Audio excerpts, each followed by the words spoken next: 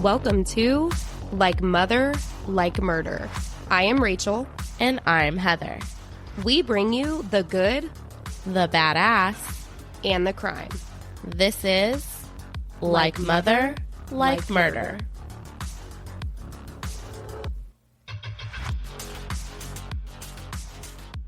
Welcome back to Like Mother, Like Murder. This is episode 67. 67! Mm-hmm. And it is an episode that is very near and dear to our hearts. Today's episode is in honor, respect, and remembrance to the 2017 Route 91 Harvest Music Festival, where what was supposed to be an amazing time for all involved turned into a living nightmare. So this episode, we get to talk to and interview Megan Schneider, who you guys have all heard from before, about her experience on this awful, awful night. And we will also read a Q&A with her husband, Joseph Schneider, to get his point of view as well. When we started this podcast, we knew we wanted to have the opportunity to bring moms on the podcast to talk about different topics. We have done breastfeeding, foster parenting, dating fails, and much more. With Megan being one of both of our best friends, we knew that we were going to have Megan on. And we knew it was only a matter of time before she would share this story with us. Yes. So without wasting any more time, we'll be getting into it.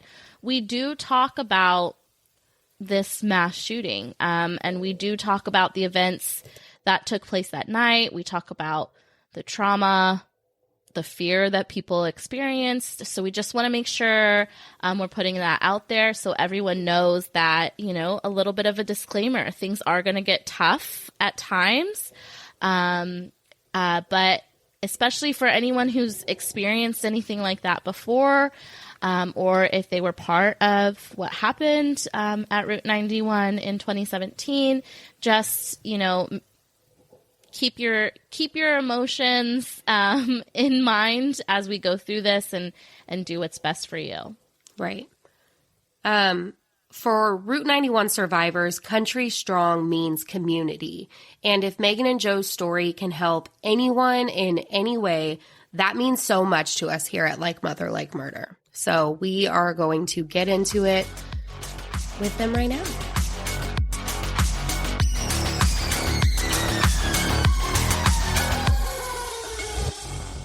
So this is the thing about this. I kind of figured that at some point on this podcast, we would get into what we are planning to get into today, because we are all about strong women and strong mothers, and Megan is definitely one of those. And so I'm not going to lie, I've been very nervous. Do you hear my stutter? You stuttered just now, my love. I straight up stuttered because Megan, since we've both been moms, and especially when you became a mom is when you and I and our relationship got super duper close. And so just thinking about that time in our friendship, and it was pretty our friendship was very new, and just when it happened, and I'm getting goosebumps now, and I just love you. And so I'm letting everyone know right now that even though this should be more emotional for Megan because she lived through this, I'm sorry if I cry, because I'm just so, I don't know if proud is the right word, but Megan, I am proud to be your friend, and I am proud to have you in my life, and just with everything you've been through, and on top of that, being able to stay so positive. And honestly, I wouldn't be the mom I am without all of your guidance and everything, because you were there for me every step of the way through that motherhood journey. So just, whew, you guys, this is like Mother Like Murder, and it's gonna be one today. It's gonna be one today. Today we have very special guests joining us. Like I said, Megan, the one, the only Megan Schneider, and she is going to talk about something that happened back in October of 2017. And it affected her and her family and so many other people. And it still affects, you know, tons and tons and hundreds and thousands of people every day. Can I talk after that? Because I don't know if I can. I'm not sure if I'm ready. Breath. I guess I know. Sing, please. Before we bring her in, yes, we will be talking about the mass shooting that took place at Route 91 Harvest Festival in Las Vegas, Nevada on October 1st of 2017. And like Heather just introduced her to everybody, Megan's joined us. She's going to talk about her story, her journey, her fear and pain and trauma and everything else that comes along with this tragedy that took place. So you guys, this is our dear friend, Megan Schneider. Say hello, my love. Oh, hey. And if you guys don't, remember, she has been here before. So she's been here before. Yeah. Her voice should be familiar. She joined us on Galentine's Day episode, and she also sent in some, I don't know if you've sent in like 2 or 3 different clips, you guys. So her voice should be familiar, but Megan, say hello, give a little backgrounds, a little about you, just to refresh our listeners' memories, please. All right. So, yes, I am Megan Schneider. I am a mother of 2. My daughter Audrey is 5, and my son Deacon will be 3 in 3 days. Oh, my gosh. I know. Born and raised in Lancaster, California. Lived in Tehachapi, California for 4 years. And I'm going on 4 months now in Layton, Utah. Married to my husband, Joseph Schneider. We've been together officially together since 2011, met in 2009, married now for 8 years. And my husband was with us, was with me at Route 91. And then I'll get into that a little bit more when we jump into that. Rachel and I have grown up together since I think we were like 8 or 9. Yes. Playing soccer in our AYSO days, and then travel and All Stars. And my parents worked a lot on the weekends, so her family adopted me. And I spent a lot of weekends and road trips and hotels and just so much fun. We always went to different schools, but we always remained our friendship through soccer and, outside of school on the weekends and whatnot, into our adulthood. And, I could definitely say she's one of my best friends. Oh, shit. We've been through it all. Yeah, we really have. And then I met Heather, through Rachel. And then, like Heather said, our relationship really grew, once we were pretty much both introduced to motherhood, and we shared that bond through Rachel, and with those experiences going through all the lovely fun of baby and toddler and childhood. And now 3-year-old. And let me tell you, the terrible 3s have officially hit. I don't know what it is. I swear it's always right before their birthday. And they're like, oh, here we go. Yeah. I think Megan, most when you people were can relate to that, that's for sure.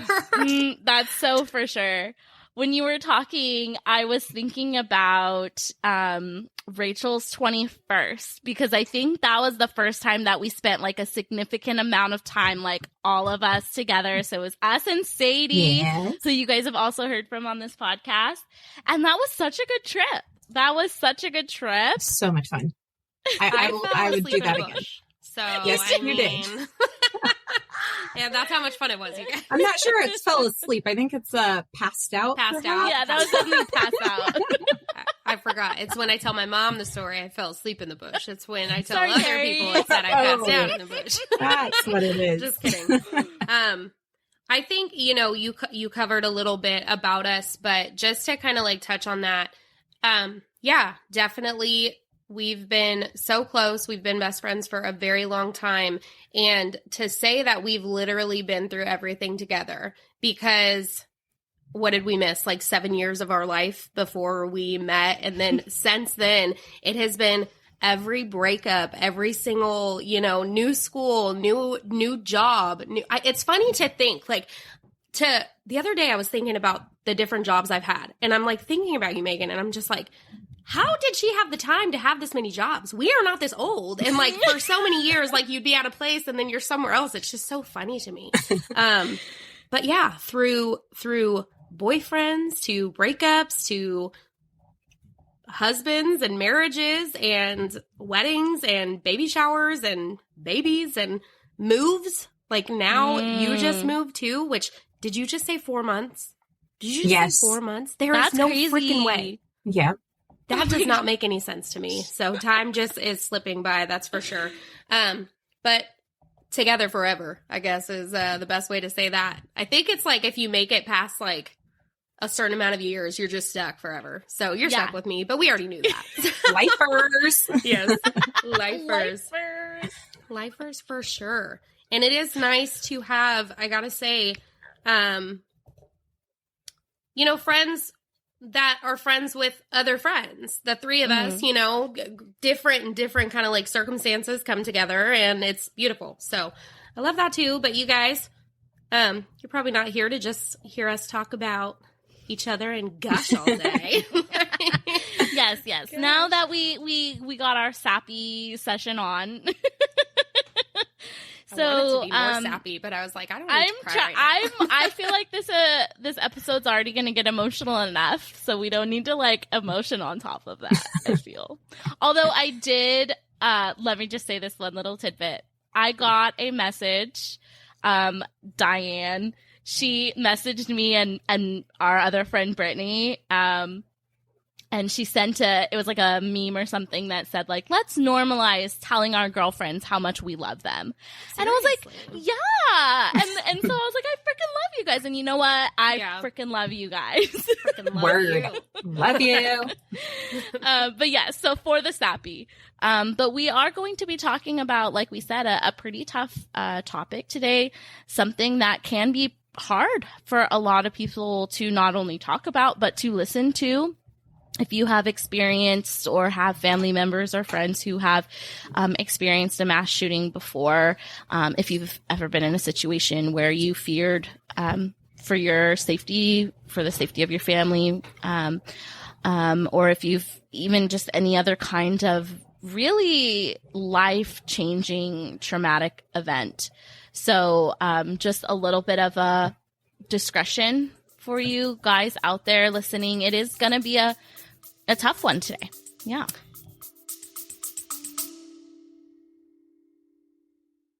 Hello, Twisted Humans.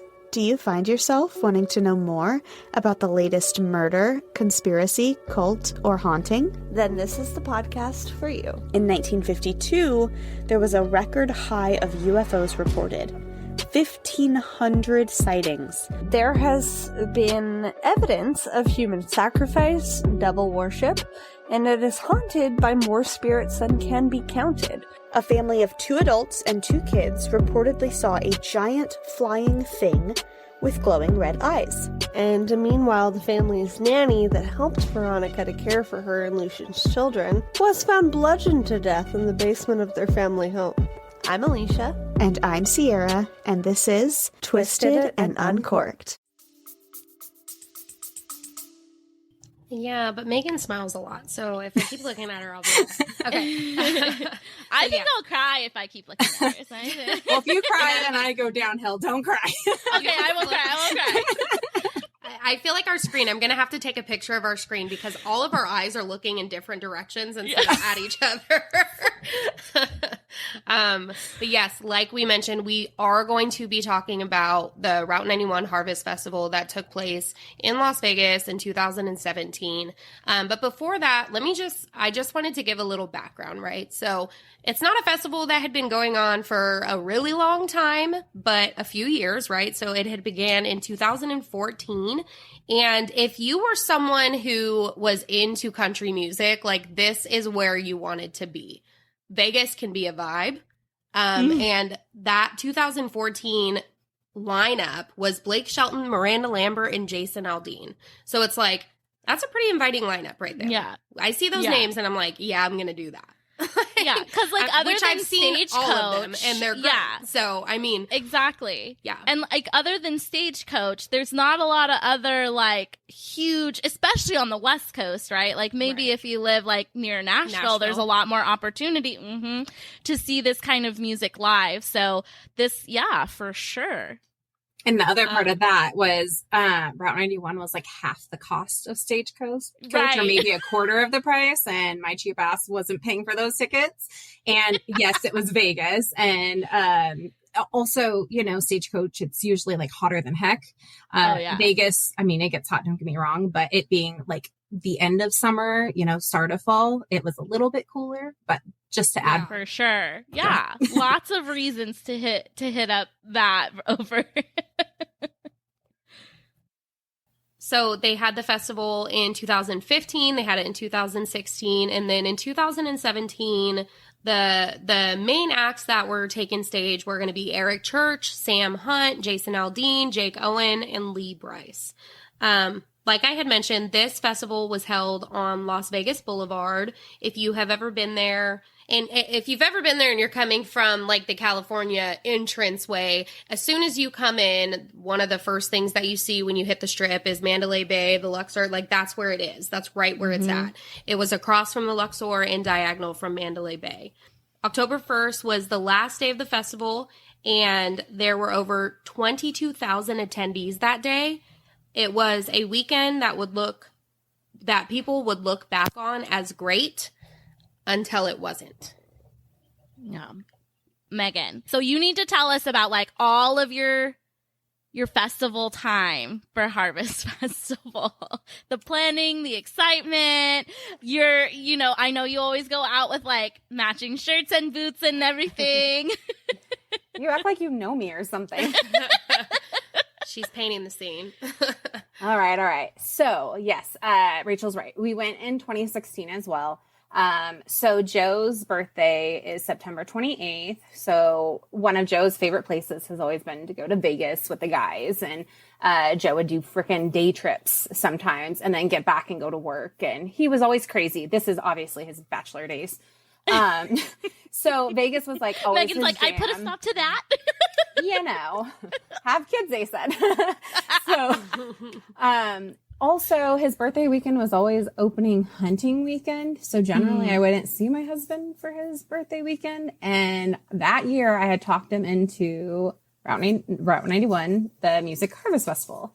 And, concerts were always our thing. I mean, when we made things official, it was after a Rascal Flatts concert. Like that was always our jam. We went to like, I don't know if you guys remember, but they used to have like those passes where you could buy like one big ticket and you would get into like 7 concerts in that year. Yeah. We used to do that. And so concerts were our thing. And so anyways, I talked him into, hey, let's miss hunting and let's go to Vegas and this music festival.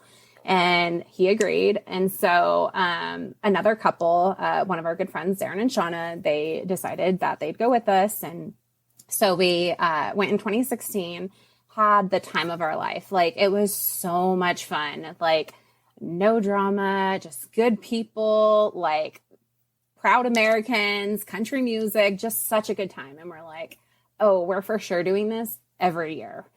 So then comes 2017 and I was pregnant. So being pregnant, like, our friends were like, are you sure you want to go? And I'm like, heck yeah. Like, I don't care. I want to go. Like, it was such a good time. Like, I'm not missing it. So we got tickets. The 4 of us all went again together, shared a hotel. And what was really cool is we would just stay at like the Excalibur it was cheap. It was like diagonally across from the concert hall, you know? So if we wanted to go back and, you know, change if it got too hot or go get some food or go make a drink or whatever the case, like we had that opportunity. Like that's what we would do. So anyways, so I was going, pregnant or not, I was going, you know, I don't need a drink to have a good time. I can have a good time anywhere. Right. Yep. So, we went, and, each day of the festival, if you're looking, at the stage, we were on the left side, furthest from the strip. So, we were on that side. So it was a 3-day festival. I'm not sure if you mentioned that. So it's Friday, Saturday, Sunday. Usually the main headliner would be the last show on Sunday night. So anyways, we went Friday, had a great time, went Saturday, had a great time. As mentioned, we were on the left side of the stage, those nights. So 2 of our girlfriends, were there. Rachel also knows them growing up playing soccer. Sally and Lacey, their sisters, lived in Vegas. But they were on the right-hand side of the stage. And there was another group, that I grew up like nannying for this family. And they were also on the right side of the stage. And so I was like, hey, let's go over there and say hi to them. And so we went over there, and it was like a lot less people, more space. The other thing, on the other side of the stage, like I kept getting bumped, and I wasn't comfortable with it being pregnant. Right. Like I was just afraid. You're like, I need space, but that's hard when you're somewhere. Exactly. With that and people, amount of people. Yes. You're not sitting, you're standing. People are kind of like stepping over each other, and some people are dancing, and clearly people are intoxicated. You're at a country music festival. Right. And so, when they told us it was like a lot lighter traffic over there, we're like, hey, like, let's go over there. So we went over there, and it was like, oh, like breath of fresh air, like people, you're not crammed, and you could sit down if you want. And I'd take off my boots because I was pregnant in cowgirl boots, you know, and I'd be able to, you know, stand there comfortably and stuff. And, so anyways, it was Sunday, and, of course I wasn't drinking being pregnant. But my husband and Shauna and Darren, they weren't drinking either because they were taking off early the next morning to get to work on Monday morning. So anyways, the big headliner was coming on, and that was Jason Aldean. So the music festival was going great, everything, great time, everything. Jason is just, you know, in a couple songs of his set, and he starts, singing, When She Says Baby. And, you know, where everyone's dancing, having a good time. Let me add too, Jason's not one to like talk. He's one to play. He's there for a show, and he gives a show. And Jason, those that follow Jason Aldean know he's very patriotic. He's very American, proud to be an American, you know, will stand up for that. So, I mean, we did like, he did like, I don't know if it was God Bless America, and, you know, everyone had their phones out and their lights, and, you know, he gave a shout out to our troops, and, you know, all the frontline people, and he's just a great person. So anyways, going on, he starts, When She Says Baby, and, all of a sudden we started hearing like pop, pop, pop, pop, pop. And we're like, what the heck? Like some frickin' jerk brought in fireworks to the music festival. And, like what it sounded like is like 4th of July, you know, you're out in your street and you light the little ones, and they're like little firecrackers that go like crack, crack, crack, crack, you know? And so we're just like, really? Like what freaking idiots? Well, it just kept going. And then all of a sudden you would smell like a burnt rubber something. Well, we were standing on turf, so fake grass. So if you think, okay, a firework is catching turf on fire, yeah, it's going to stink. So still we're thinking fireworks, right? Well, then all of a sudden you see Jason Aldean drop the mic and run off the stage. When he dropped the mic, it didn't turn off. So now you have what we think are fireworks echoing in the microphone across the entire, you know, festival in the speakers. Well, once they pulled Jason off, it was like, hey, I don't think this is fireworks. It's now sounds like someone's in the festival with like automatic guns. So at that point, it was fear, of course, like, what is going on? Like, who's here? What's going to happen? Like, are we going to die? Like, literally, that's, you know, what you're thinking. You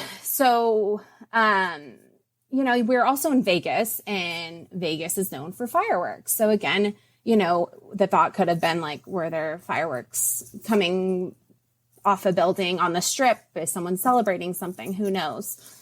And sorry, real quick, I have a question. I apologize. But from when you guys first heard, you know, the noise and you were like, this idiot brought in fireworks, to him dropping his mic, it was a short amount of time. Like, all of this is happening very quickly, right? So like, all of these thoughts, all of these emotions are something that's just like boom, boom, boom.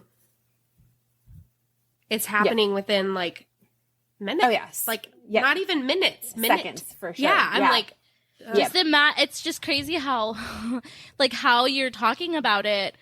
It's like the slowed down version of your brain going. Oh, 100%. 1,000 miles per hour. Yep. Yeah. Yep. Oh my goodness. I don't even feel comfortable making that noise. When I went boom, boom, boom, I was like, I don't even want to fucking say that right now. Like, I didn't even like to say that. But yeah, so it's like, you're saying this in everything that's going through, but realistically, that was within like 30 seconds of you seeing it. So I apologize, but nope, you're it's good. just crazy to wrap my head around how fast, how quickly something like that can go from amazing to life-threatening. So, sorry, continue. 100%. Yeah, so like I said, we were then on the right-hand side of the stage, which is closest to Mandalay Bay and Luxor, to the Strip.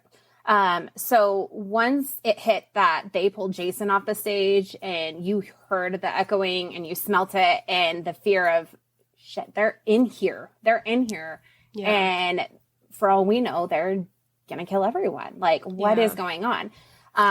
So a little backstory too, to get into this festival, there were truly only 2 entrances and exits that they would have people in and out. So there was the main one off the Strip, which would be kind of across from Luxor.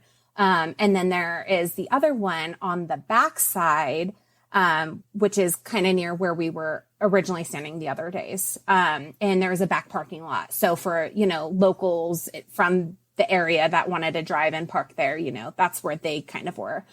So there was really just the 2 entrances and exits, right? So keep that in mind. So once it hit that this isn't fireworks, like someone is trying to kill us, that's when it was survival mode. Like, are we going to survive? What do we need to do to survive? What, you know? So at that point, that's when our friend Darren was like, get down and cover. So, we would get down, we covered. Again, I was pregnant. I was 4.5 months pregnant, with my daughter. I would get down, Joe would hover like over me and my body, and my girlfriend Sally would hover over like my head. So they were both doing whatever to like protect me. And when we would hear like a stop in now we know an automatic, you know, rifle, a gun, I knew at that point that we couldn't just sit there. I mean, we were a sitting target at that point, right? So I knew we had to get up and we had to run. We had to run for our lives, literally run for our lives. And so Darren agreed. And so Sally and Lacey stayed together, Darren and Shauna and me and Joe. And in between the rounds, we would get up and run. As soon as we'd heard the rounds again, we'd drop and cover. And we did that several times. I think it was about the 3rd round when Shauna was next to me, and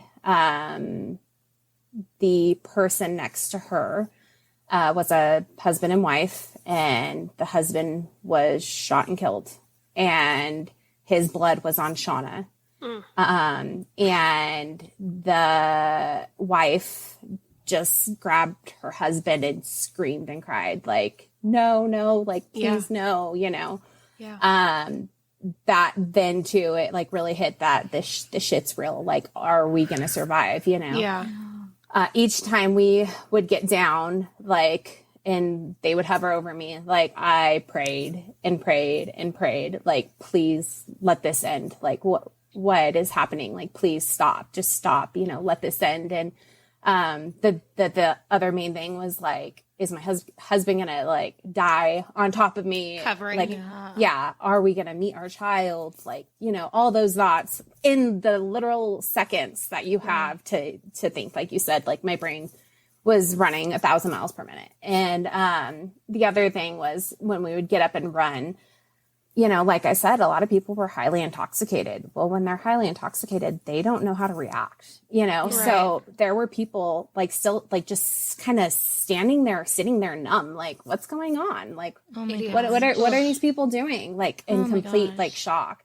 And then I'm sorry, I said idiots, but it's like, yeah, I mean, you're in that state, and because it's like, what is happening? And you don't have that kind of like fight or flight or that reaction because you are not mentally where you normally would be. So sorry, I didn't mean to just call everyone an idiot, but no. And then it was just like people, when you would run and stuff, they would like, there were some, people got split up, obviously, when people are running in different directions. And, there would be some that would just be like sitting there, like holding themselves and rocking and like shaking because oh my gosh, that's how they knew how to react, I guess, with fear and stuff.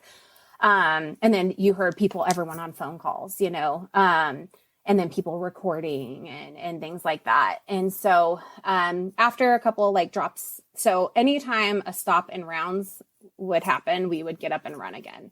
Well, we got to the point where, there's like a catwalk from, the main stage. After the catwalk, there were like a bunch of vendors. So in order to get to the other side of, let's say, the stage, you had to go all the way around. There wasn't like a cut through because it was the stage, the catwalk, and then vendors. Right. Beer and stuff like that. Yeah. So we had to get all the way around. Well, at that point, in our head was that there's probably shooters on top of the hotels. Like that, it suddenly wasn't, we don't think they're inside. We think they're above us. Yeah. And so, our thing was we aren't going out that exit because then we're on the strip and we're going to be a target there too. Right. So our thought process, we got to get out the backside. Right. Mm-hmm. Fortunately, the night before, with our friends, we decided to go to like Hooters to get wings, for lunch or dinner or whatever it was. So we knew about that back exit where prior years we had no idea it was even there. So we knew you would have to like go across like the parking lot, go through like a church parking lot. It's like towards like, the back of Tropicana's, employee parking lot into the back of Hooters, to get there. So, we happened to know where that exit was. So we knew that's where we had to go. So my girlfriend, Shauna, has severe asthma. And we knew that we weren't going to be able to stay together. And so her and her husband stayed together. Sally and Lacey stayed together. And then of course me and my husband stayed together. So, we're literally running obstacle courses around people, around stuff, around flying bullets. I mean, it was literally raining bullets, right? So we're literally, and it's hitting everywhere. So, we get around, we get out, we find the back exit in the meantime, you've now seen people in panic mode. You've seen people shot, you've seen people killed, all of that. So we get out the back exit. And at that time we saw ambulances already like starting to come. We saw police officers and stuff. Like one of the vivid like visions I still see is when we exited, we saw the officer, with the door open, like hiding behind the door with the gun out, trying to figure out where the heck the shooter is, So they were just as clueless as we were, So, and then also you had, all these people in the festival that stepped up and were heroes and like helping people get out there safely, whether, again, they weren't hurt and they were just in like a panic or they had been shot or, trying to save their life and stuff because, there were a lot of like frontline people, at this country music festival that stepped up. And so also, like I said, that was the back parking lot. So, there were truck beds and cars and everything. And so they were starting to like take the victims that had been shot and put them in the bed of trucks and get them to the hospital. And I still remember too, like running through the parking lot, seeing people like in the dirt, hiding under vehicles, like trying to avoid getting shot. Because again, now we're outside of the festival, completely on the other side, and still getting sprayed with bullets. Like it was just like we could not no find idea safety. where it's coming from. No clue if it's numerous people. No idea about anything. And it's like, are they following like people out? Are they in one position? Are they also on the move? Like, oh my God. And that's what was hard, is not knowing. And so at that point too, like my biggest fear is we're going to freaking run into the shooter. Like if there's multiple shooters, and originally our thought was like, it's a terrorist attack. Like that's what, we're thinking, it's Vegas, like something. So, anyways, we kept running. I was just like, he's like, are you good? Yep, I'm good. Let's go. Let's get out of here. I don't know where we're going. We're going to get as far away from here as possible. So we're running. So we ran to the church, because just after that parking lot was a church, and people are trying to get in, there's different groups running in different directions. We tried to get into the church. Church was completely locked. There were people trying to break the doors open. Clearly they were unable. We kept going. So we went through like Tropicana parking lot. We went towards Hooters. I had messaged a friend who I knew was also at the festival, and him and his, I think they were wife were at, staying at Hooters. And I knew that, and I knew that wasn't on the strip. And so, hey, that could be a safe point. So I messaged, why we were running, like, hey, Kevin, are you at the hotel? Are you safe? Are you okay? Where are you? And he goes, yes, we're just getting up to our floor. Come to Hooters, like, floor 12 or something. Yeah. And I'm like, okay. So Joe and I knew that's where we were running. And I'm also messaging Darren and Shauna, hey, we're running to Hooters, meet us there. So we get to like the backside of Hooters, and they had, it was like their employee parking lot, which also led to like the underground, like, laundry mat and like storage and stuff like that. Well, once they knew what was going on, they opened the doors and allowed us to like run through. There was a security like office that, people were banging on to like try and get help and stuff, and no one answered. Someone kicked the door open. And so people are like running in there to like, for safety. And my husband was like, like, I'm not going to be stuck in a room. Like, no, we're going to keep going. Especially on like that first floor, like at the bottom, like, no. Yep. So I have to say, even especially like as you guys, like, as you're telling this story, just to know how, try not to cry, like strong, and how like you guys were able to like think in that moment, as fast as everything was going, as scary, as terrifying, as you had no idea what was going to happen. But for you to be thinking, oh, I have a friend here, this could be an option. For your fingers to actually be able to work to type out a text message. For him to say, that's not a good idea, we're going this way. Like, just shows like, I mean. Yeah. But like you guys said, it's the whole fight or flight. Like, our number one thing at this point was survival. Like, we knew like we had to get out of this, and whatever it took to do it, we were going to do it until we did it, So, it ended up being like a mile we ran from the venue to that side all the way over to Hooters, 4.5 months pregnant in my cowgirl boots. Yep. A good thing, I used to work out. So, no one could make sense of the situation. No one knew what was safe, where was safe, if they were at all the hotels, if they were shooting off the top of the hotels, like, are we going to go face to face with a shooter? Like, no one knows at this point. So after, Joe was like, nope, we're not staying in this small room where someone, like, we're trapped, right? If someone comes in, we're trapped. Yeah. And so he's like, nope, not happening.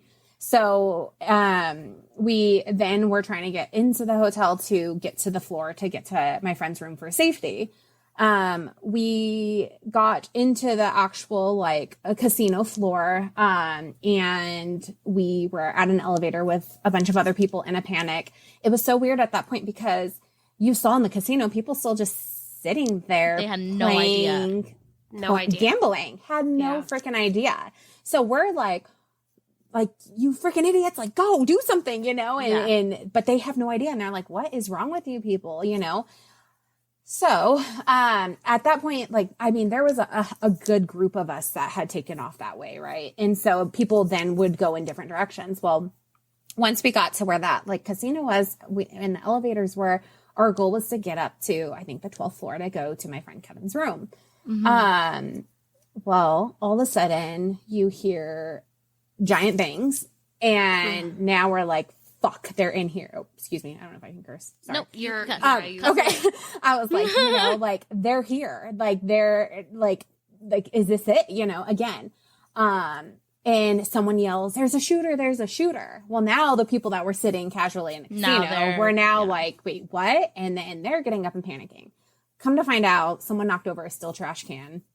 FYI. Oh my gosh. But I was going to write down notes just now saying, what did that end up being? Because I was curious. So, yeah. Wow. So, again, no one knew right then and there, right? Yeah. So, anyways, we're waiting for this elevator. Well, this elevator opens, and you guys, it was a murder scene. Blood everywhere, dripping on the mirrors, dripping down everything. Did someone die in this? What happened, So Joe was like, nope, we're not going in there. And so we left again. So we're again now running, and we ran out to where the pool area was, and we saw a door that said no roof access. So we're like, okay, so again, a quick thinking, let's take these stairs. If they are on the roof, at least we know they didn't get through this way, right? Yeah. So, and hopefully, again, we won't come face to face with them. So him and I just start running. So we're now running up these flight of stairs, and there's others, again, still kind of following. People would just someone would take the lead and other people would follow. So this time we were at we're taking the lead. So we start running up these flight of stairs. Again, I don't know if it's just me, but prior to this, I have always had a fear of the stairs and running face to face with a bad person. I don't know, whatever. So this whole thing, of course, is in my mind that, hey, I'm going to come freaking face to face with the shooter. Yes. Now. It's not.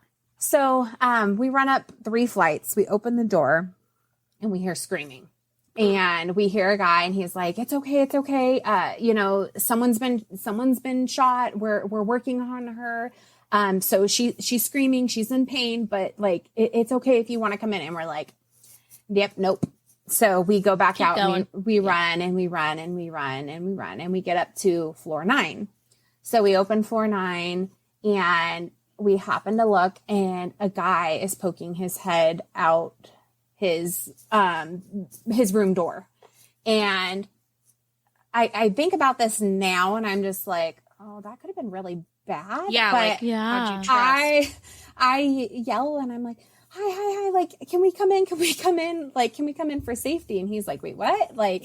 And he's just like, yeah, come on. And so thinking back, I'm like, oh my gosh, what if he was a killer? Yeah, you don't know in that moment. But at the same time, we just wanted to get somewhere safe, Yeah.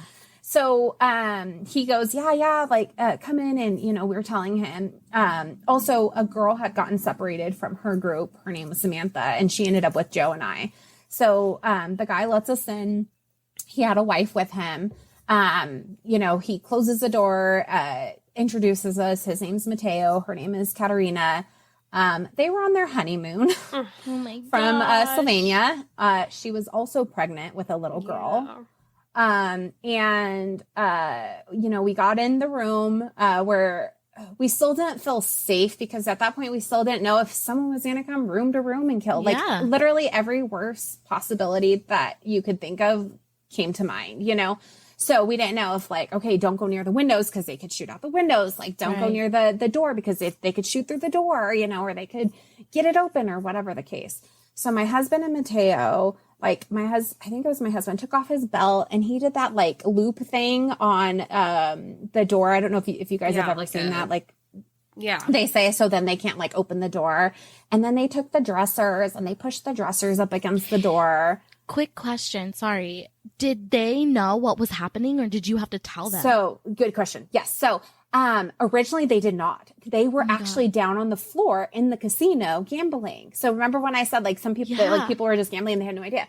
Well, once that trash can got knocked over, were like, F this, and people they're like, it's time to go up to our room. And they didn't know what was going on. So at that point, they still didn't know what was going on, but they heard people say a shooter. So they went to their room on their own for safety. So that's when I think he was just maybe opening the door to see like, is anything going on kind of thing. And that's when we ran into him. So yeah. So him and Joe were just thinking like, save our wives pretty much and our babies, you know? So then they were moving everything. We kept all the lights off, like we're very quiet and stuff.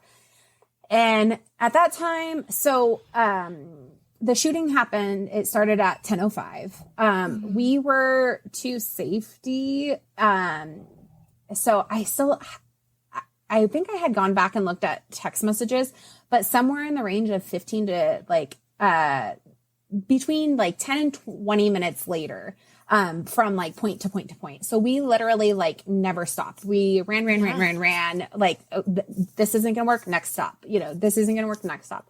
So once, you know, we got in there and felt a little bit safer, still like not knowing, that's when we all huddled on the side of the bed, away from the window, away from the door, like in a corner, had our, you know, phones on very low. And that's when we called our parents and sent text messages to family and friends and stuff like that. And, you know, we did post, you know, our Facebook posts.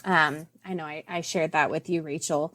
And, you know, we truly thought that it was a terrorist attack. You know, I went back and looked, you know, today, we posted, please pray for our safety. Scariest night of our life. Route 91 in Vegas. There was a terrorist attack. We ducked and covered and ran for our lives. There were continuous shots all around us. We ran for safety into a hotel and some nice people are letting us stay in their room. Please pray for Joe and I. We love you all. So, you know, we texted our parents and called them and woke them up because, you know, it's a Sunday night. People are going to work the next day and stuff. And then their fear of like, wait, what? Like, are you guys okay? Are you going to be okay? And then they're turning on the news channels and they're trying to figure out what's going on. Because again, at this time, we have no idea what's going on.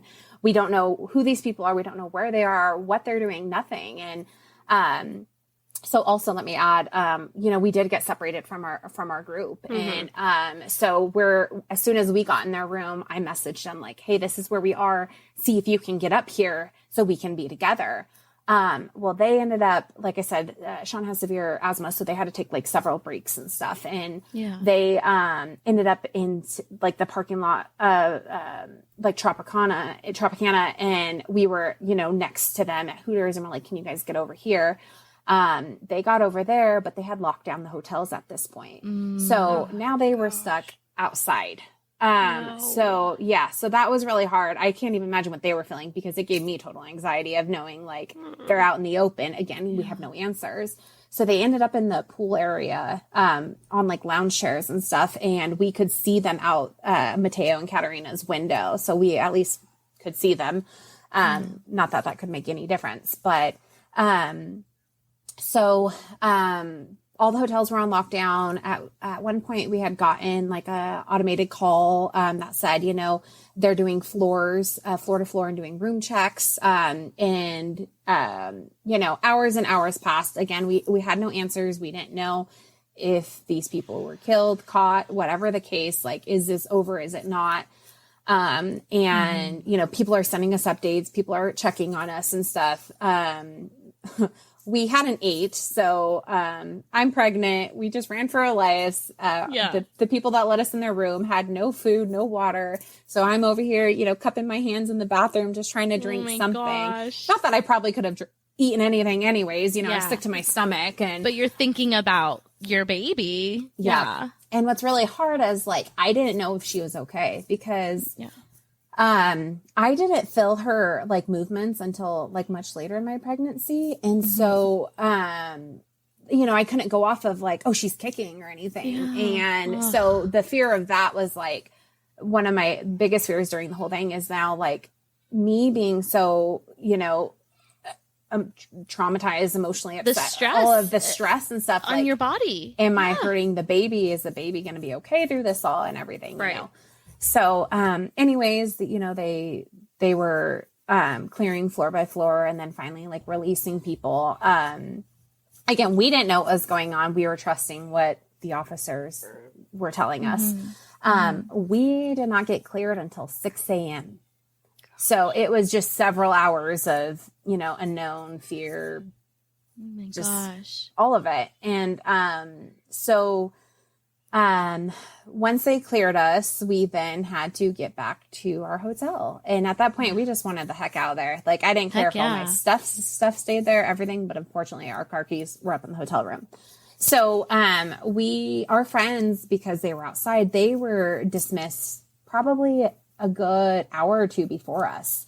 And then let me also add, I did check in with, in with all my friends that I knew were there. But Lacey and Sally, we were with while, you know, the gunshot started. And they had gotten away. They actually went out the main entrance and then got to a hotel for safety. And her husband had came and picked them up because they lived locally. So they were safe and everything. I had messaged all my friends that I knew were physically there. They were all okay, but they did mention some of the people they were with weren't okay. So once we were cleared at 6 a.m., that's when we had to walk back to our hotel. So, I mean, it's not right next door. It was a bit down and, you know, you had to go over escalators and stuff. Never in my life have I seen Vegas so empty and so like eerie and like emotional, and it was just crazy. It's like the craziest walk ever after something like that. To think we were just here hours ago and we have to walk back to our room past the scariest moment of our lives. Yeah. I just would have walked back to California. I wouldn't even fuck my shit. Sorry. So with the other thing was at some point we did find out that there was, you know, a shooter at Mandalay Bay up above us.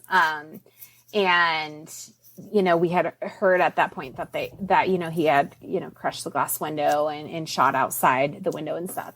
So the other like scary image that we still see is, you know, walking back and before getting to Excalibur, looking towards the festival and looking toward Mandalay Bay. And you could just see the curtains blowing outside the glass shattered window, you know? Oh my God. So just all of that. And, so once we literally just grabbed our stuff, got to the car, and we still didn't feel okay at that point. We still had the panic. We still felt like we might not make it kind of situation. And, I mean, we truly felt that the entire way, you know, like we didn't want to stop and get food and drinks and fuel and stuff because it was still like the skeptical of who you were around, like at that point.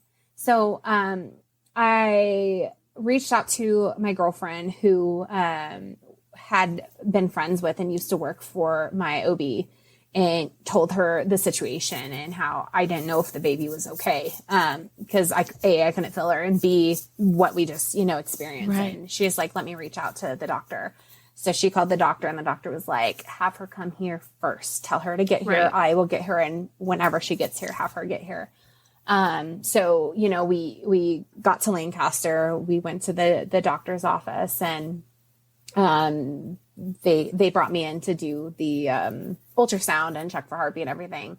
And, you know, everyone was like on edge when we came in because they had known like, you know, what we experienced and stuff. So we get into the ultrasound, and I just remember like almost holding my breath of like not knowing what kind of news I was going to get, you know? And, so, you know, Joe's in there with me and everything. And that's when they did the ultrasound and stuff. And then you could hear the heartbeat. Yeah. And once that happened, you know, we start crying, the ultrasound techs start crying. We go out there and we're all crying, and the tech's like, the baby's okay. They're okay. And the whole office is crying and hugging me. And I'm crying. Like, I don't even know you, but I'm so happy you and the baby are okay. Yeah. You know? And so, after that, that was just like, okay, like we can breathe a little bit, you know? Yeah. So it was still the whole, like, what did we just experience? What nightmare did we just live? Like what, you know?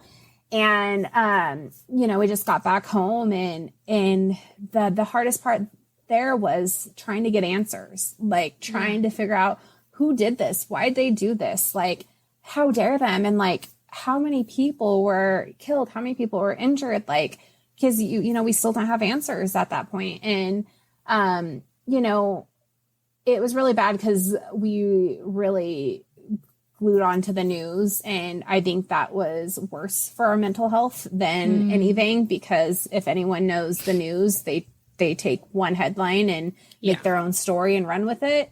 Right. And so then we were getting kind of false answers and, you know, it wasn't helping us to now start the journey of healing.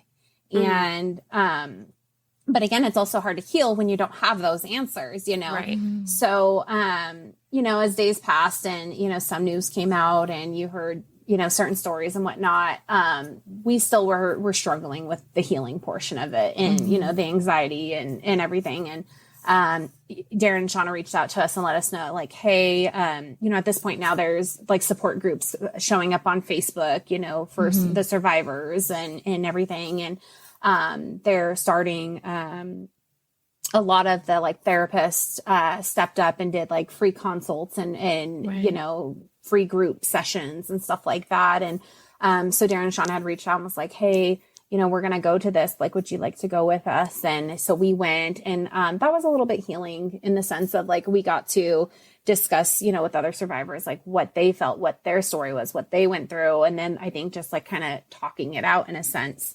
Yeah. So, you know, it came out. Had you and Joe ever done any kind of therapy before that? So that was like a brand new experience, which, I mean, if you've never even had like therapy in the first place, to go to a new situation and be vulnerable on top of an already vulnerable freaking situation, like it takes like it's so hard because, you know, like, okay, this is supposed to help me, but at the same time it's causing, you know, you this massive, you know, like just the idea of it, like that takes a lot. So, and to go in person, I mean, I know I had heard something at some point where like the next day, maybe it was like a day or two later, like Kaiser, because, you know, Southern California, so we're right there, and so many people from the festival lived in California, and like Kaiser had like 100 group therapy sessions going by like day 2 because it was such a huge amount of people that needed it. But that's not the point I was going to make. Going somewhere, I don't think I could go to a group setting to even for something that I felt like was going to heal me or be therapeutic in a sense. I wouldn't be able to go. I'd be like, I'll stay here and talk to you over the phone and hide forever. Yeah, but to go out of my house and be around other people in a group setting, there's no way. No, and I do get that. I think that the max they took, it was like 20 people. But yeah, no, thinking about that because since then we clearly have like a lot of anxiety and PTSD around groups and stuff, and because of that. And so I could see what you mean by that. And then I can also see what Heather is saying, because for sure, like I have never been one to like seek help. Usually people come to me to seek help. And so I've always had the mindset to like, oh, you're strong enough. You can get through this. You don't need anyone else, that kind of thing. And I think this was obviously also an eye opener because we are all struggling in our own ways and we're all like grieving and going through trauma like a different way. You know, each of our stories were so different. And so I think it was beneficial, and I think we may have gone to like one other one, and I may have done like one phone one, but other than that, it was really just like the Facebook groups, like interacting with other people that are struggling through the same things, and, you know, people being very open and respectful and just sharing that there. But what also was huge for us is that like I had my partner with me. Right. You know, there were a lot of girls there that were just out with a bunch of girls or, you know, not with their spouses. And so the other hard part is like, you can feel for someone, but unless you lived it, you don't truly understand and feel what that person is going through, you know?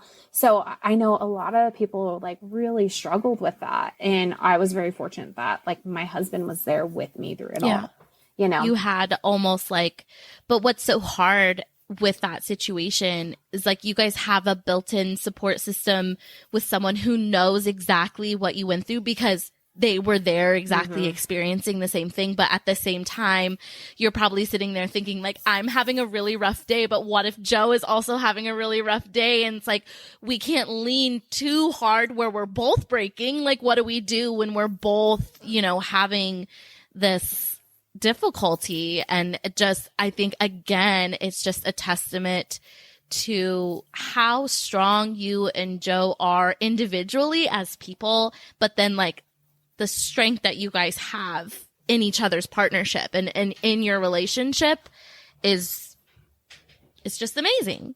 And I'm going to start crying again. I'm sorry. And like another thing with, like, even though Joe and I, our story is almost going to be identical, we still lived it differently. And like his, you know, survival mode was, I need to protect my wife and my baby. And, also like, he had survivor's guilt in the sense of after the fact that he feels like he should have gone back and helped more people. Like he could have been that person. He's a big guy. He can carry and lift people and he can, you know what I mean? So he dealt with, again, things a little differently than I did. Right. So right here, we are actually going to add the Q&A that we had Joe answer some questions for us. So I am going to read the questions and Heather is going to read Joe's answers for us. First question was, can you give us an overview of your time at the music festival when things were good? Since Megan and I were together, concerts were our thing. It seemed like monthly we were going to some kind of live music event. When we attended the Route 91 Festival in 2016, we knew we had hit the jackpot. It was at a great venue that was close to all of the hotels we loved to stay at when we went to Vegas.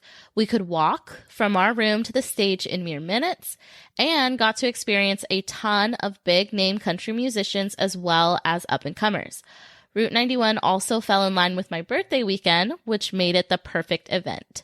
We knew we'd be back. 2017 was no different. It was amazing. The people attending the festival were all there to have a great time and enjoy common interests. Hot summer nights in boots and cowboy hats, enjoying cold drinks and country music in Vegas. People were dancing, laughing, making new friends, and loving life until they weren't. Question number 2. What was the moment like when you noticed something was happening in your experience of trying to take care of yourself, of Megan, and of trying to get to safety? This moment is forever ingrained in my soul. Jason Aldean was playing his set when we first heard what everyone assumed were fireworks. I remember looking up into the sky over the strip towards the Mandalay Bay, expecting to see a fireworks show in the sky, but there weren't any. My very next thought was, who would throw fireworks in such a large crowd, and thought that someone was just trying to scare us all. That's when I started to smell a sulfur-like smell in the air and hearing the bullets ricocheting off of the metal rails that divided the walking paths and concession lines near us. This is when the realization set in that this was really happening. We were really being shot at. Anyone who knows me knows that I have a very unusual way of staying calm in high-stress situations. It seemed like the whole situation slowed down, and I knew I had to protect my wife and my unborn daughter. Instinctually, I covered them using my body as their shield. Everyone around us were working as one, yelling to tell everyone when the bullets stopped briefly for the shooter to reload. We were all going to get up and run, and that's what we did, making sure to hold hands so we wouldn't get split up in the utter chaos. When the bullets started flying again, we hit the ground, and I again shielded them.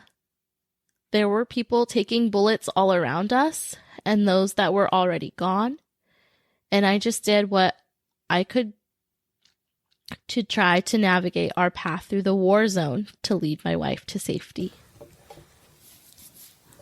We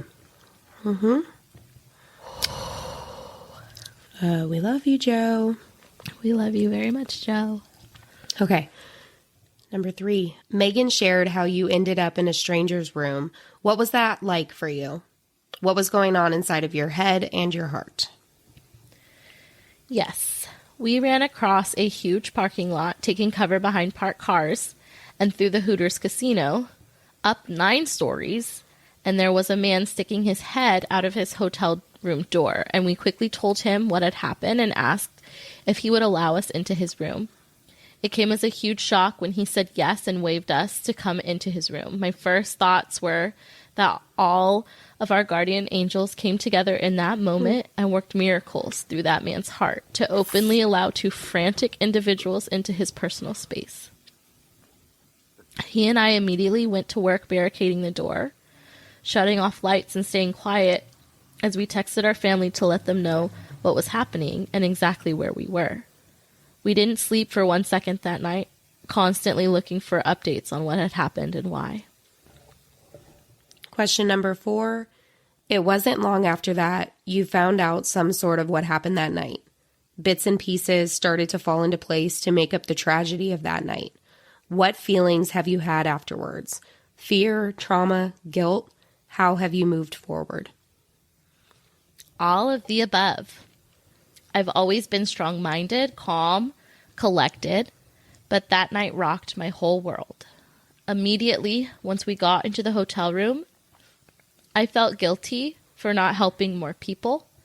I felt selfish, knowing that we were able to get out of there uninjured, and remembering folks that were disabled, children, elderly, who were there with us, and how I could have helped them. I was full of fear to the point where I didn't want to be around people. Loud noises would instantly throw me back to that night, flashbacks of what I saw, what I heard, and what I felt. I had never experienced anxiety before and never understood what people meant when they said they had anxiety. For a very long time, it felt like a large bubble would burst in my chest and my heart would begin to race. It became hard to breathe, and I would feel like I wanted to crawl out of my own skin, like I needed to get away. Just want to hug you. I know. Joe. I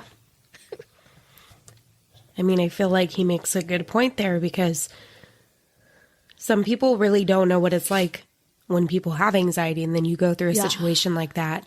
And unfortunately, you feel that.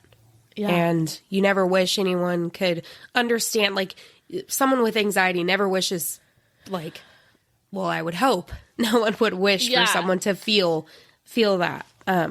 So I hate that this caused that for you. And I just hope every day it gets better and goes away. Yeah. All right. Lastly, what can you say about the Route 91 community and those who have helped you to push forward each and every day? So this tragedy bonded the lives of 20,000 plus people forever. The Route 91 community is amazing. Survivors have given back in so many ways, reached out to help each other, comforted each other, listened and understood each other. This community has supported me and has given me the realization that I am not alone and that there are thousands of people who saw what I saw and feel what I feel. Thank you, Joe, for sharing that with us. Joe. Yeah. You're amazing. You and Megan are amazing. And we love you so much. Yes. Yes, we do. And yes to ditto to what Heather. All right. Back to Megan. I think another big thing was like my whole mindset was the baby. And it was, I have to keep myself in a good mindset to keep my baby alive. And so I did my best whenever, you know, the negative and the trauma like came to my mind. I did whatever I could to get out of that, because I knew whatever I was feeling, the baby was feeling. Right. So I think honestly, like I've always said, like during that time, Audrey was my saving grace, because she helped me keep my mindset to get through this, instead of where other people had a hard time getting past the trauma of it and getting up the next day, you know, and getting on with their life, where I knew I had to do this for my baby. And each day that passed was closer to me meeting my baby, you know? Mm-hmm. So, I know, like I mentioned, like the news and stuff. One of the hardest stories the day after that night, you know, when we got back, was hearing, when they started releasing names of those who died and, you know, whatnot. And one of the stories, I looked at Joe and I just broke down and cried, was a man hovering over his wife to protect her. And she lived, and he died hovering over her. And I'm like, that could have been us, because that's exactly what they did for me, you know? Like I said, the news was just, it was bad. It was so bad for us. And we both agreed, we're done. We got to stop, you know, we're not getting our answers. If they come up with answers, we'll look at it then, but we're done. We're just hurting ourselves more, you know? Like we had to move on. And so, you know, at that time, within, you know, the first day, they had said 58 people had died, and, you know, hundreds injured, and obviously a ton of us, you know, mentally. But the 58 were original angels that everyone had spoke of. More grew since then, of course, where, you know, more died with the injuries, complications afterwards. Complications.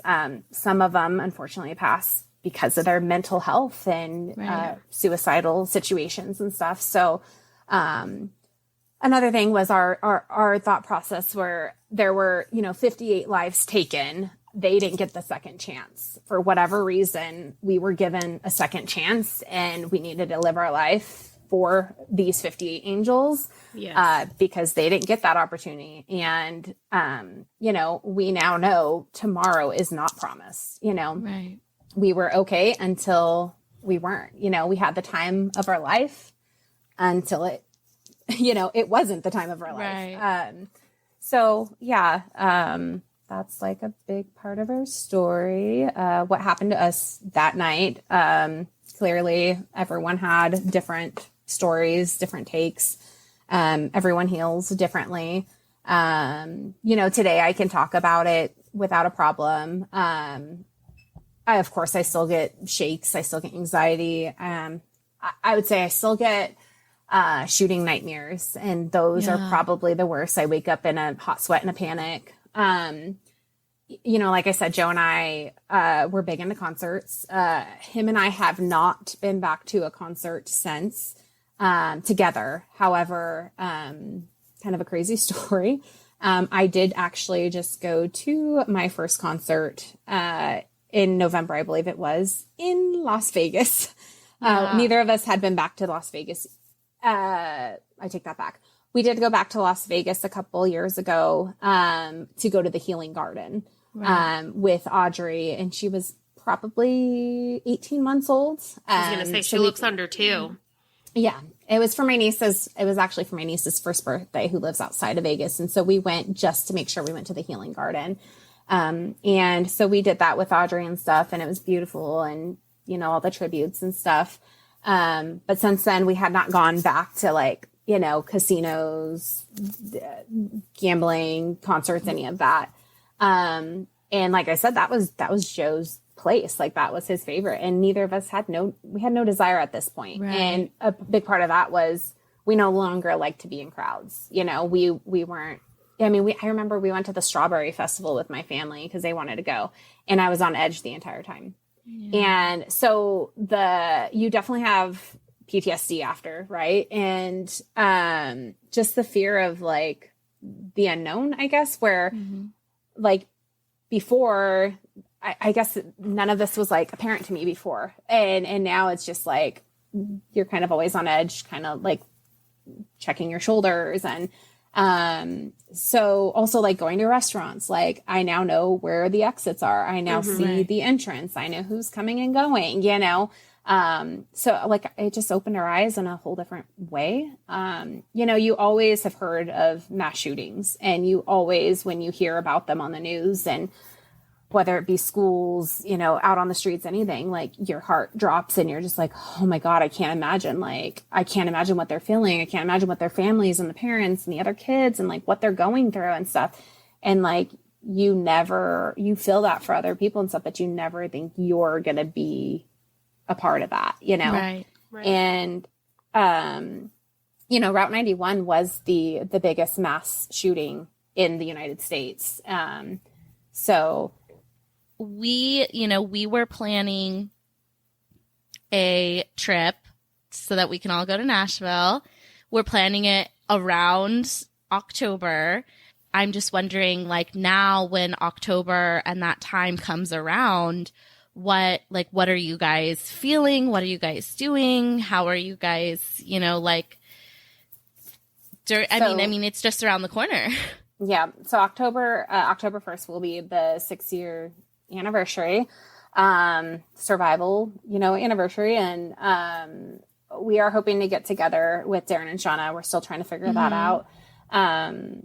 We're actually talking about going to Vegas if we can arrange the kid situation, because they usually do, survivors meetups there. And they actually, sometimes do like survivor concerts where, they get some sort of, you know, country artist to come and play for just the survivors and stuff. Yeah.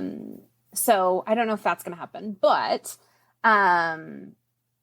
you know, Joe and I, like, again, like we went through all this together, and we've just kind of been each other's rock through it all. And then, you know, our children and stuff. So, we generally do pretty good. I did go actually after Audrey, before Deacon, we went to Nashville together, and we did go to, I remember that trip. We went to the CMAs.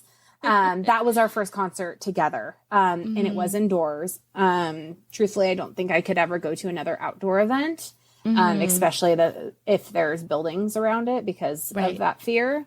And so, we did go to that, and I did feel comfortable because it was indoors. It was highly secured. It's a CMAs, you know? So, we did go to that and had a great time.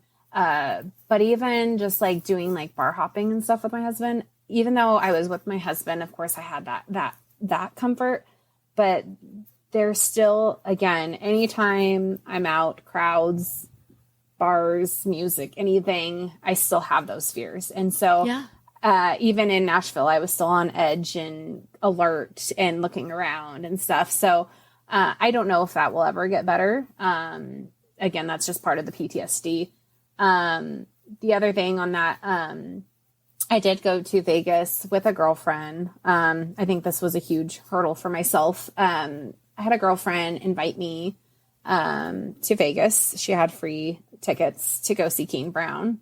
It was an indoor event in Vegas, and she was like, hey, it's already paid for, the hotel, my husband can't go. Do you want to come with me? And I was like, you know what? I don't know. Like, I don't know if I want to go to Vegas without my husband and at all. And B, like, I don't know about like a regular concert in Vegas. I'm going to have to think about it. She's like, no pressure, you know? And so I thought about it, and my husband was like, go, if you want to go, like, you know, it might be good for you. And I'm like, okay. So I reached out to my girlfriend, Christina, and I've known her since I was 15, I think. I used to nanny her kids and became really good friends with her and everything. And so I had that comfort with her as well, because I've known her for so long and stuff. And she was just like, you know, I told her, I was like, you know what, I think I'm going to go. And she's like, okay, great. I said, I didn't ask you, where are you staying? She goes, well, Mandalay Bay. And I'm like, shit. Like, I'm out. Right. And like, ooh, I said I can go to Vegas and a concert. I don't know if I can stay there. You know, that's probably the last place I want to stay. So she's like, you know what?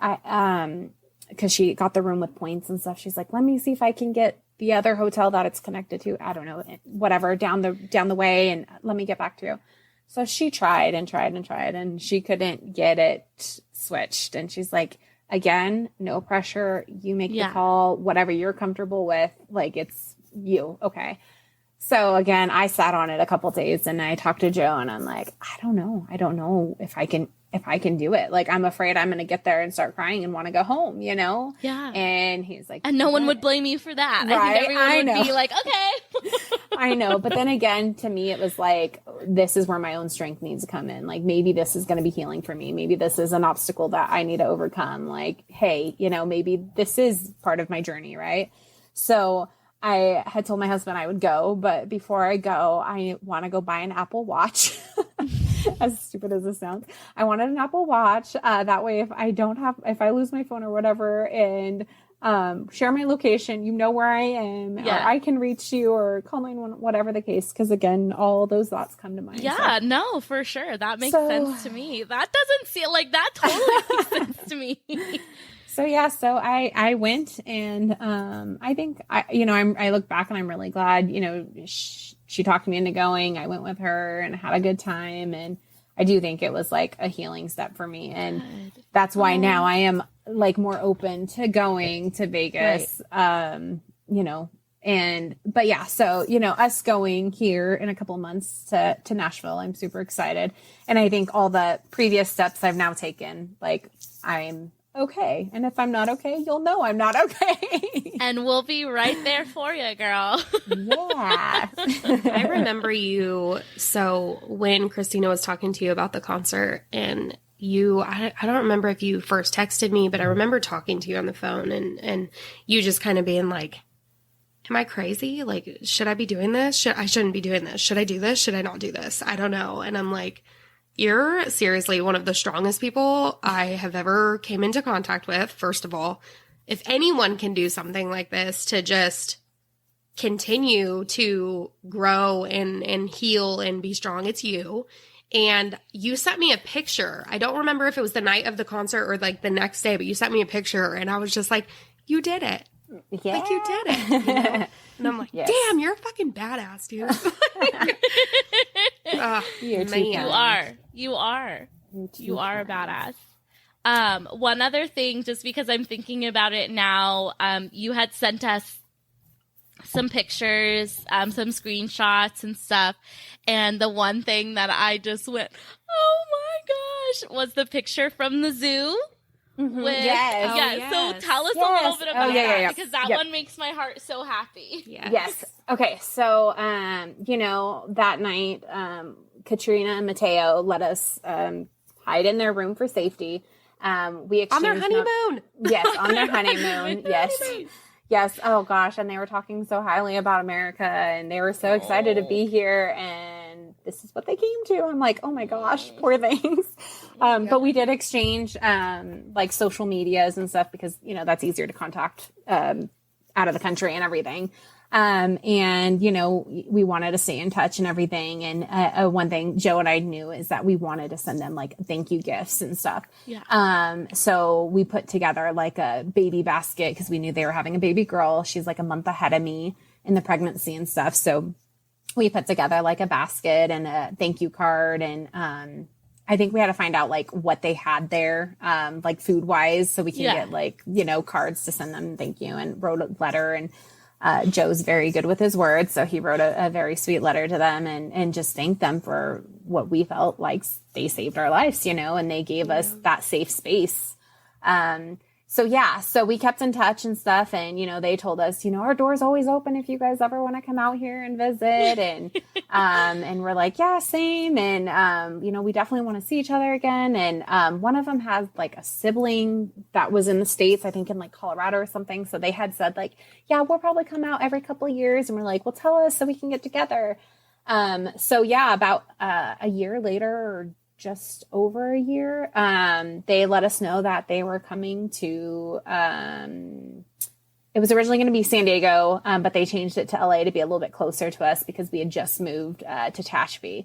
And so they were like, hey, like, do you want to meet at the LA Zoo? And we were literally in the middle of a move and we're like, we have to. Like, yes, we're coming.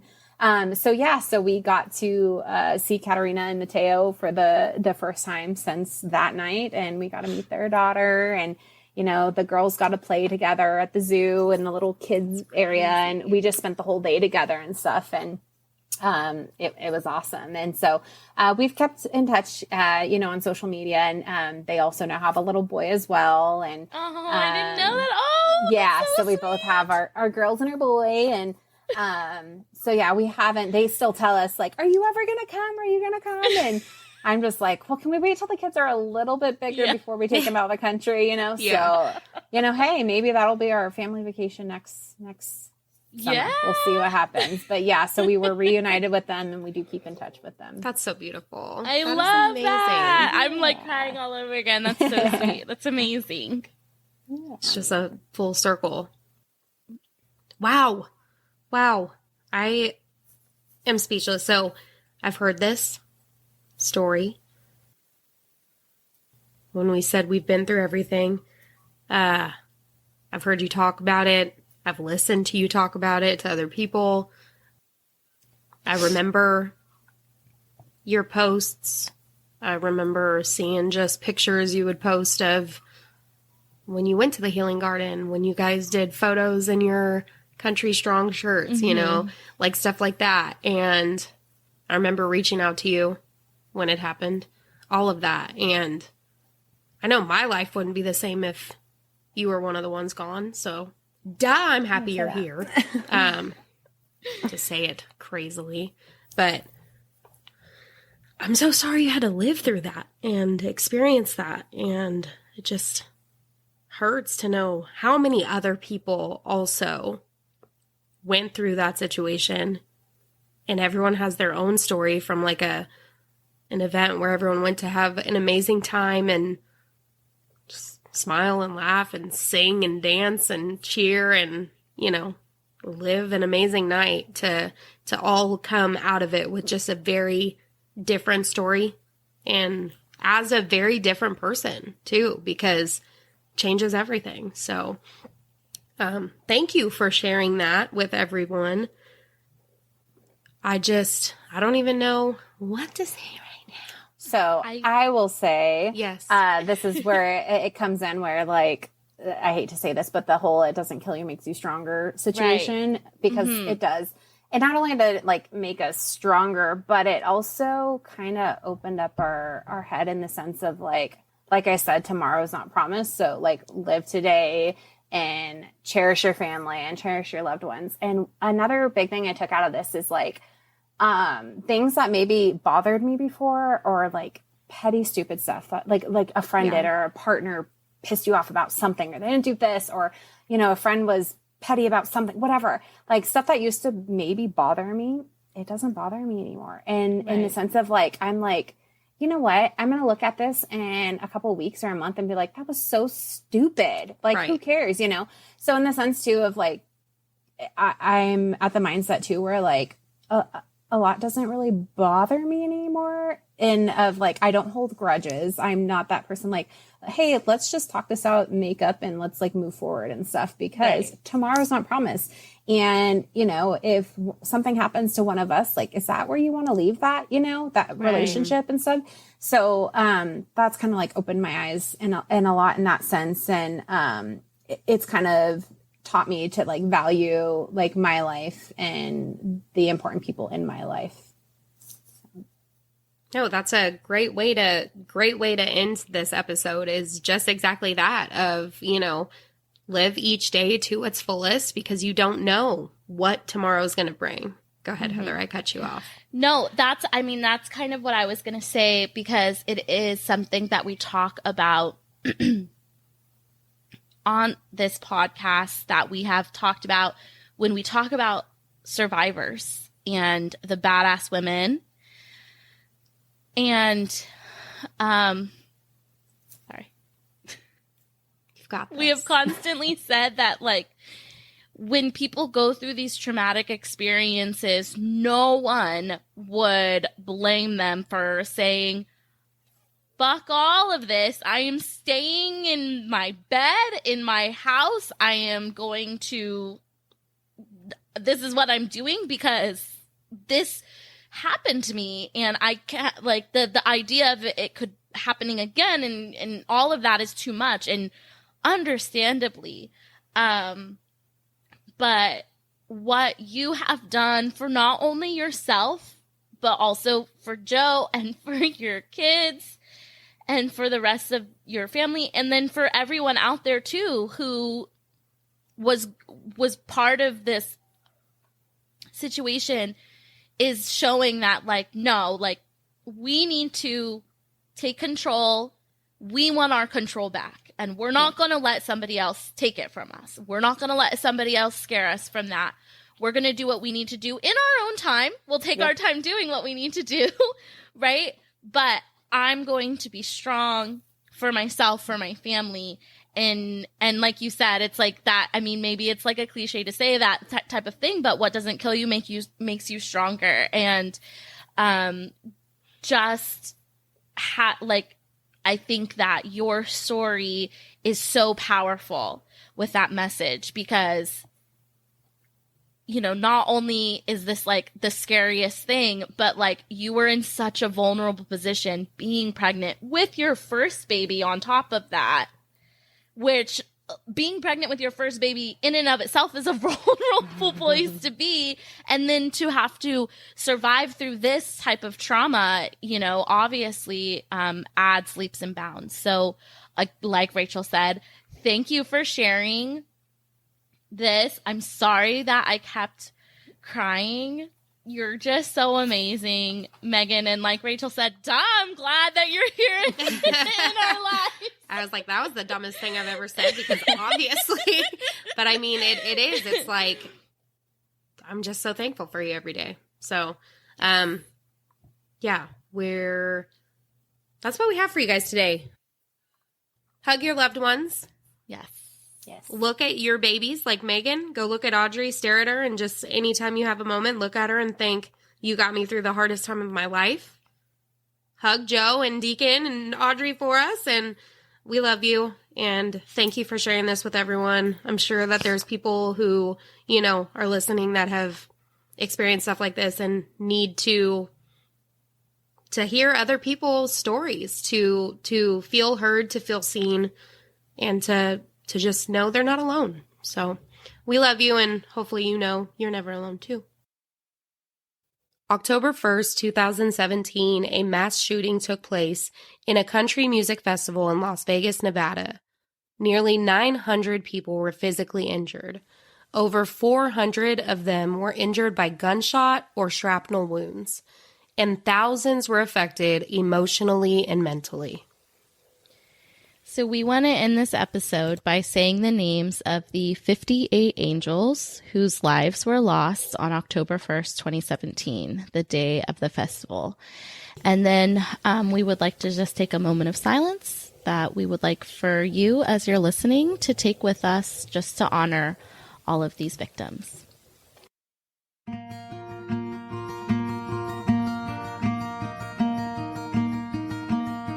Hannah Lisette Allers, Heather Lorraine Alvarado, Doreen Anderson, Carrie Ray Barnett, Jack Reginald Beaton, Stephen Richard Berger, Candace Ryan Bowers, Denise Brenna Berditas, Sandra Lee Casey, Andrea Lee Anna Castilla, Denise Marie Cohen, Austin William Davis, Thomas Allen Day Jr., Christiana May Duarte, Stacy Ann Etcheber, Brian Scott Fraser, Carrie Lynn Galvan, Dana Leanne Gardner, Angela Christine Gomez,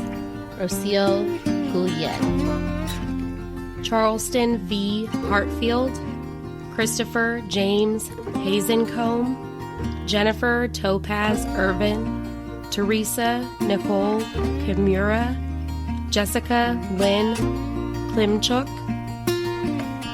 Carly Ann Craybaum, Rhonda M. LaRock, Victor Lloyd Link, Jordan Allen McIldon, Kelsey Brianne Meadows, Calla Marie Madig, James Sonny Melton, Patricia Louise Mestas, Austin Cooper Meyer, Adrian Allen Murfitt, Rachel Kathleen Parker, Jennifer Marie Parks, Carolyn Lee Parsons, Lisa Marie Patterson, John Joseph Fippen, Melissa Viridiana Ramirez, Jordan Nicole Rivera, Quentin Joe Robbins, Cameron Lee Robinson, Tara Ann Rowe, Lisa M. Romero Munez, Christopher Lewis Roybal, Brett Aaron Schwanbeck, Bailey D. Schweitzer, Laura Ann Ship, Eric Steven Silva, Susan Marie Smith, Brennan Lee Stewart, Derek Dean Taylor, Nisa Christine Tonks, Michelle Nyok Vo, Kurt Allen Vontillo, William Winfield Wolf Jr. Now for a moment of silence.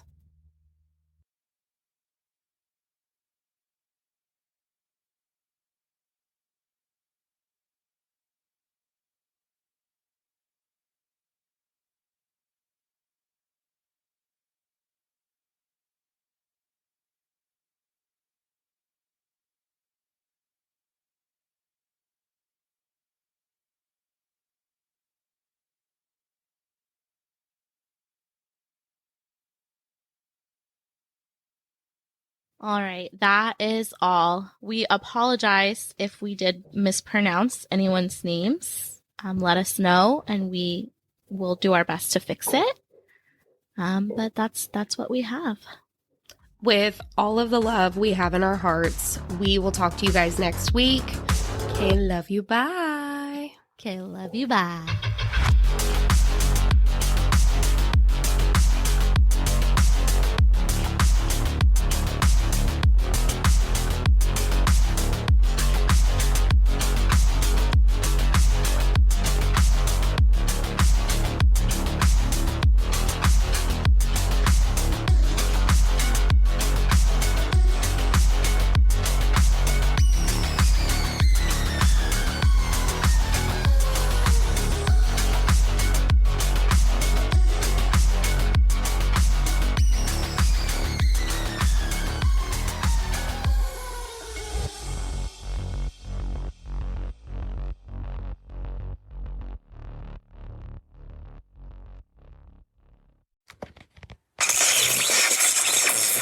All right, I think I hacked in. We're on the air? Shh, security's outside. But how's my hair? It's a radio station. Psst, psst. You guys hear about the Beyond the Shadows podcast with Ryan and Scott? You guys into paranormal? What about true crime? How about UFOs and cryptids? We also have mad hauntings. We got security. No, we don't. We're not big enough to need it yet. No, we got security. Hey, what are you guys doing? Get out of here! Listen to the Beyond the Shadows podcast.